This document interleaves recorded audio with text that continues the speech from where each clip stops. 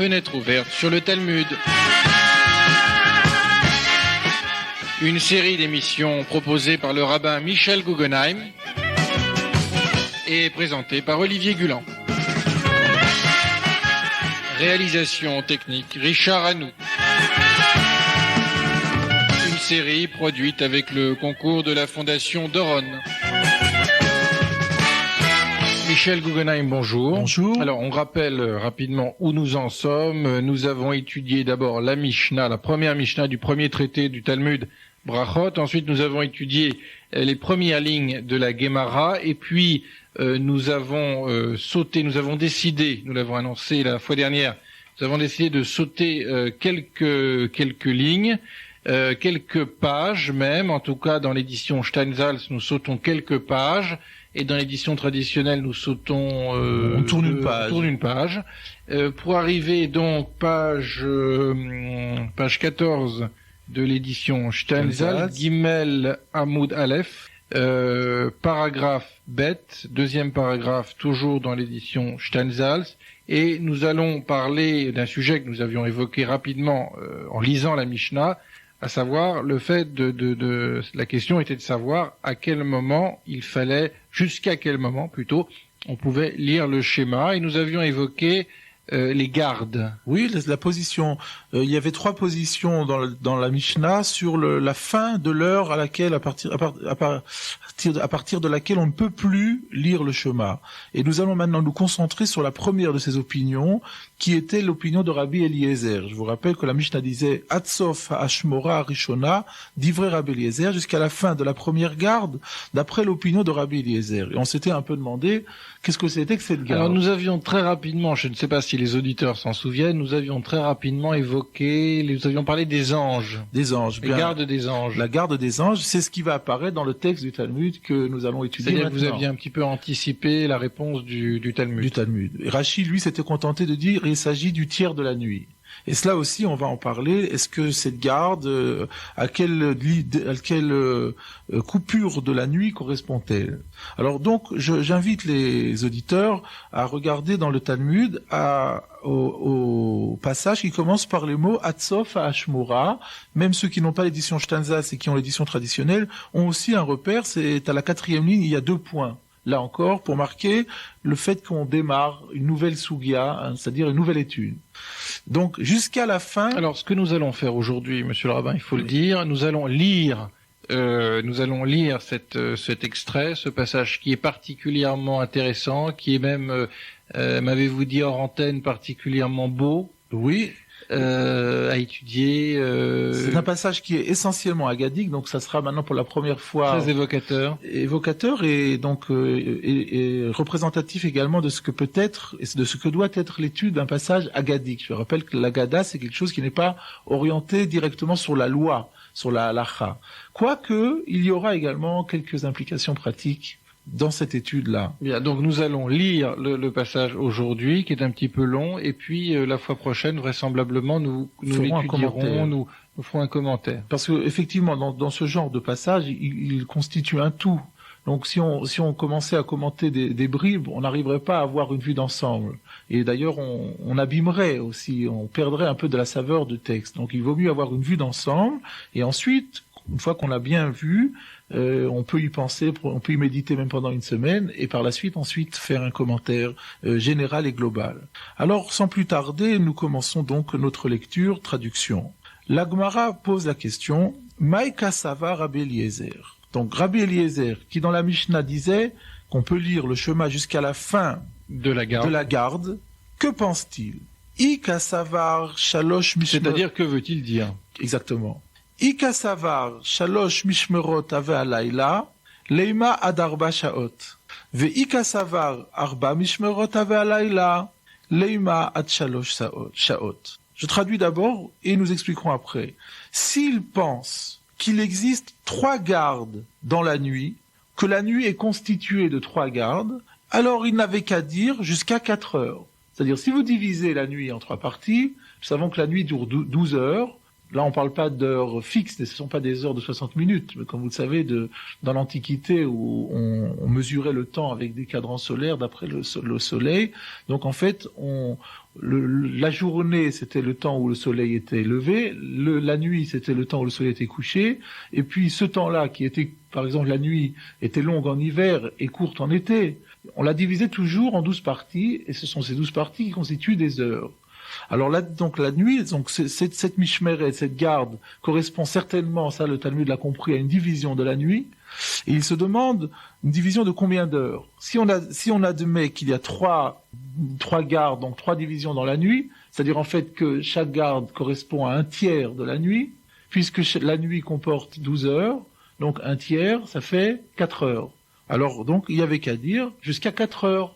Pourquoi parler de garde et de termes compliqués quand on peut faire simple? Il y avait qu'à dire jusqu'à 4 heures. Ve'ika savar arba mishmerot ave alayla.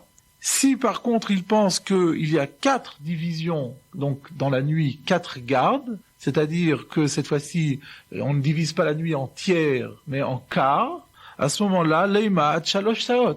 Alors la première garde correspond à 3 heures, alors on avait qu'à dire jusqu'à 3 heures. Dans tous les cas, on ne comprend pas pourquoi ce terme, pourquoi le Tana a dû utiliser ce terme de garde, de Shmora. Oui. Maintenant, il y a quand même une note explicative à ajouter, et d'ailleurs, c'est Rashi qui s'y livre, nous n'avons pas le temps maintenant de le faire, mais je résumerai donc simplement le Rashi qui nous dit pourquoi la Gemara, elle envisage que ça puisse être 3 gardes ou 4 gardes, d'où elle sait ça? En fait, c'est parce qu'il y a un texte du Talmud plus tard, une braïta, donc un texte analytique ancien qui sera cité plus tard, et qui exposera l'existence d'un débat là-dessus. Donc on sait qu'il n'y a pas 36 possibilités. Il y a une opinion qui pense qu'il y a 3 gardes, et l'autre qui dit qu'il y a 4 gardes. Dans tous les cas, ça correspond à des heures précises à des divisions de la nuit. Donc, en fait, on a l'alternative entre diviser en 3 tiers ou en 4 quarts. Et ce qu'on ne sait pas, c'est comment Rabbi Eliezer se situe dans ce débat. Et donc, la question est, il peut penser comme ça ou comme ça, mais de toute façon, il s'exprime mal. Réponse du Talmud, le Olam, Kassavar, Shalosh Mishmerot, Ave Alayla. Nous allons revenir à la première théorie, à la première thèse, c'est que Rabbi Eliezer pense qu'il y a 3 gardes dans la nuit. Alors la question était, alors pourquoi il dit il n'a toujours pas répondu. On n'a pas répondu. Ve'akamash malan. Et voilà ce qu'il a voulu nous enseigner en employant ce terme de garde. De'ika mishmarot barakia, ve'ika mishmarot be'ar'a. Qu'il y a des gardes dans le ciel et qu'il y a des gardes sur la terre. Ça, c'est assez énigmatique et on est obligé de se référer à Rashi pour comprendre qu'est-ce que cela veut dire. Eh bien, les gardes dans le ciel, ça signifie en fait, et ça c'est explicité aussi dans le Talmud plus loin dans les Braïtot, que ces gardes dont on parle, ce sont des gardes des anges. Ce sont les anges qui, à tour de rôle, doivent tenir un tour de garde pendant lequel ils louent le Seigneur, pendant lequel ils adressent des louanges à Akadosh Baruch Hu. Et ils se relayent, donc selon certains, 3 fois dans la nuit, selon d'autres, 4 fois dans la nuit. Ce sont donc les gardes angéliques qu'il y a dans le ciel. Et là, Rabbi Eliezer vient nous dire qu'il y a des gardes sur la terre. Qu'est-ce que ça veut dire qu'il y a des gardes sur la terre? C'est-à-dire que nous avons ici-bas sur la terre des repères qui nous permettent de déterminer exactement à quel moment a lieu le changement de garde là-haut. Il y a un écho ici-bas de ce qui se fait là-haut. Et quel intérêt cela a pour nous de le savoir? Nous allons voir dans la suite du texte. Alors d'abord, il faut démontrer effectivement qu'il y a de tels repères ici-bas, et puis il va falloir savoir quels sont ces repères. Et en tout cas, on ne comprend toujours pas pourquoi Rabbi Eliezer n'a pas tout simplement mentionné 1 heure. Si, parce que s'il avait dit simplement 3 heures, 4 heures, bon, on aurait dit que 3 heures, 4 heures, on aurait absolument même pas pensé à l'idée de donc garde des anges. C'est pour ajouter un enseignement supplémentaire. C'est un peu comme on a vu déjà précédemment que parfois la Mishnah nous donne des idées en plus pour nous enseigner des enseignements complémentaires ou supplémentaires qui n'étaient pas nécessaires à strictement parler, mais qui sont profondément édifiants. De Tanya, car effectivement une braïta enseigne, Rabbi Eliezer Omer, Rabbi Eliezer disait, Shalosh mishmerot ave alayla. Il y a 3 divisions dans la nuit, donc là vous avez la preuve explicite que Rabbi Eliezer pense que c'est 3. Val kol mishmar ou mishmar. Et lors de chaque garde, Yoshev Akadosh Baruch Hu, le Saint béni soit-il, est assis, Veshoeg Ka'ari, et rugit comme le lion.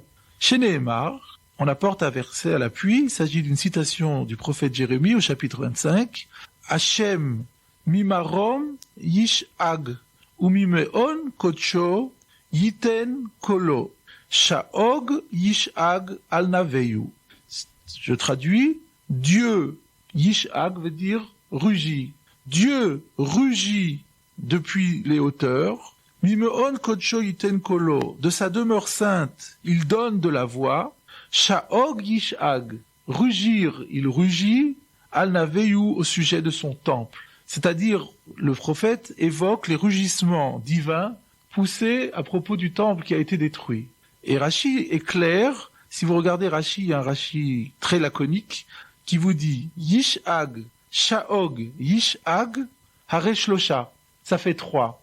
C'est-à-dire que Rabbi Eliezer fait remarquer que dans ce verset, par 3 fois est répété le mot rugissement. Et de là, Rabbi Eliezer en conclut qu'il y a 3 rugissements qui sont poussés pendant la nuit par Dieu, et chacun de ces rugissements correspond à une garde. Et c'est de là qu'on déduit, que Rabbi Eliezer déduit qu'il existe 3 gardes dans la nuit, et qu'Akadosh Baruch Hu intervient.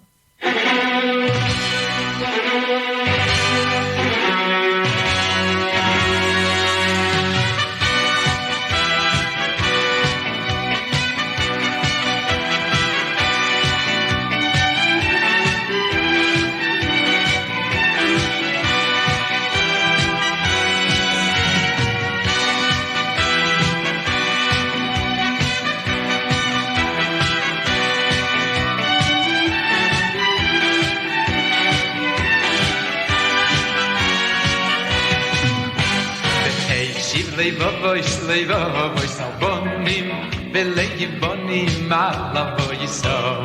Hey, shivlei voy salbonim, belegi bonim, ala voy so.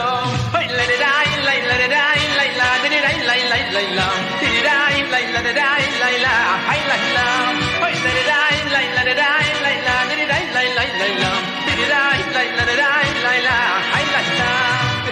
Shivlei voy salbonim, belegi bonim, ala voy so.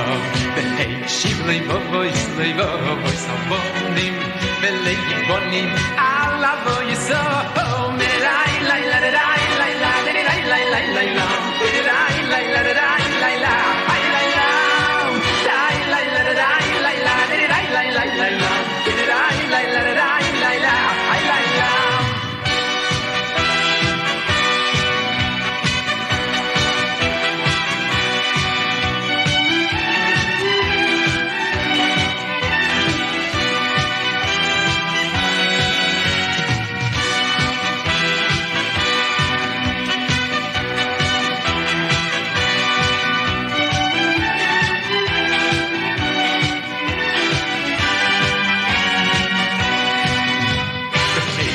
Voy salbonim, belegi bonim, ala voy so.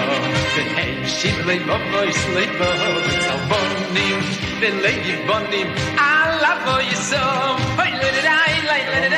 Monsieur le rabbin Guggenheim, chaque nuit, Dieu rugit 3 fois. 3 fois, et cela correspond à 3 gardes. Et il nous reste maintenant à montrer comment est-ce que nous avons ici-bas un moyen de repérer... Tout de même, je vous interromps, excusez-moi, parce que ce terme tout de même de rugissement est un petit peu étrange quand on parle de Dieu. Oui, mais c'est un terme très évocateur de la douleur divine. En fait, nous, sans vouloir encore déflorer le commentaire qui suivra la semaine prochaine, on voit clairement qu'il est question ici de la destruction du temple, de l'exil, et du fait que Dieu souffre lui-même profondément de cet exil.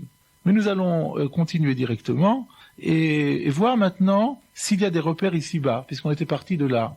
Reprenons donc le texte du Talmud, Vesiman ladavar, et il y a des repères à la chose. Mishmara rishona, la première garde, Chamor noer, l'âne bray. C'est-à-dire que si vous entendez l'âne braire pendant la nuit, vous savez que vous êtes lors de la première garde. Shnia, le second repère pour la deuxième garde, Klavim tsoakim, les chiens aboient. Shlishit est le repère concernant La troisième garde, Tinok yonek mishede imo, veisha mesaperet imbaala.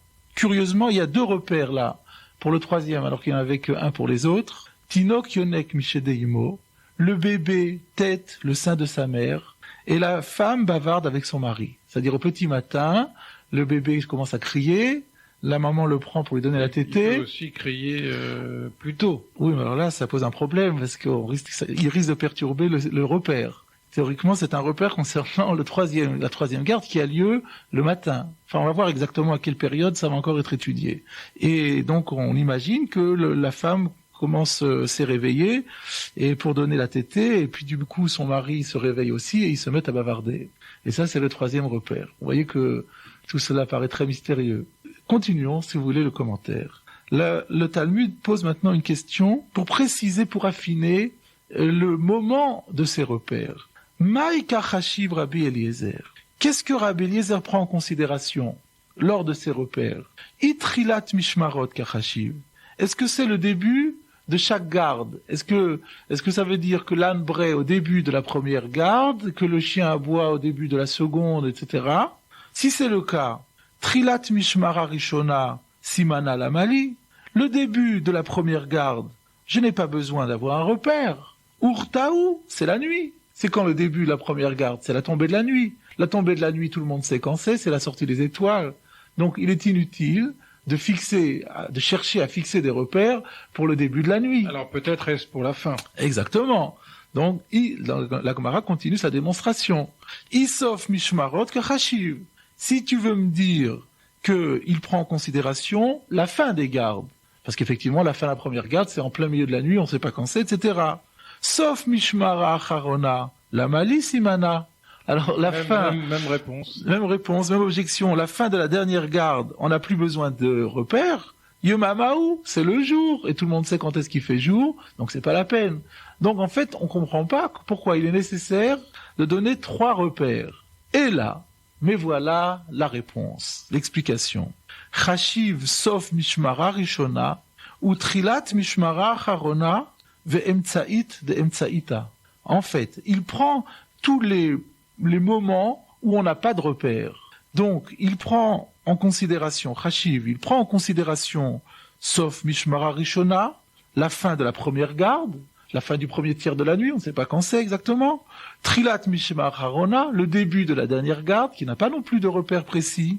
Ve'emtsa'i de emtsa'ita. Et la moitié de la garde du milieu, qui correspond en fait à minuit précise, enfin au milieu de la nuit astronomique. C'est Chatzot. Chatzot, ce qu'on appelle en hébreu Chatzot.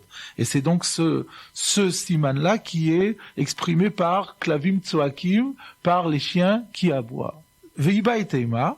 Et si tu veux, je peux te donner encore une réponse. Nous avons déjà vu cette expression plus haut.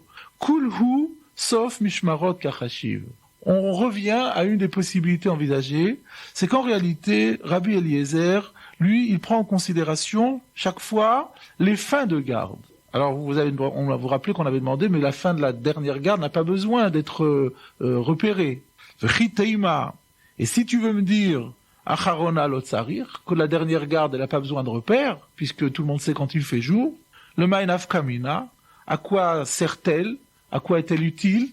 À quoi est utile le critère de reconnaissance de cette fin de nuit, de ce début de jour?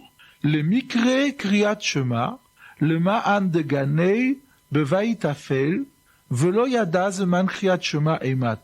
Eh bien, c'est utile pour lire le Kriyat Shema, pour quelqu'un qui dort dans une maison obscure, c'est-à-dire il a fermé les volets, donc de son lit, il ne sait pas quel temps il fait, et si le soleil ou si le jour s'est déjà levé, donc il dort dans une maison obscure, et il ne sait donc pas le temps du Kriyat Shema, quand est-ce qu'il va commencer.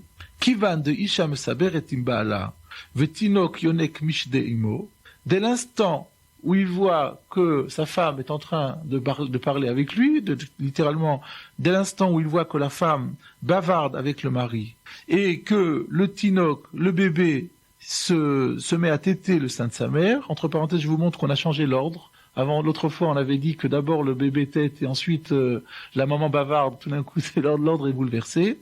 En tout cas, lorsqu'arrive ce moment-là, leikum velikre, qu'il se lève et qu'il lise. Donc, 2 réponses à la question, de quel repère Rabbi Eliezer parle-t-il? Ou bien, on va dire qu'il parle de la fin du premier, du début du dernier et du milieu absolu, ou alors on va dire qu'il parle des fins.